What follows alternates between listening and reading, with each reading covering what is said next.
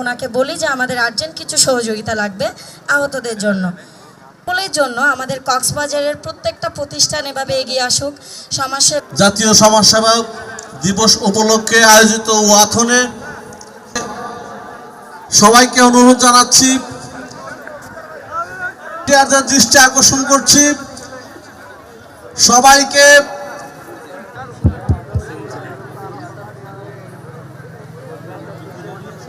মোহাম্মদ রহমতুল্লাহ, police super Cox's Bazar, জনাব আল আসাদ মোহাম্মদ মাহফুজুল ইসলাম, police super tourist police, অনুমতি কামনা করছি আমাদের আজকের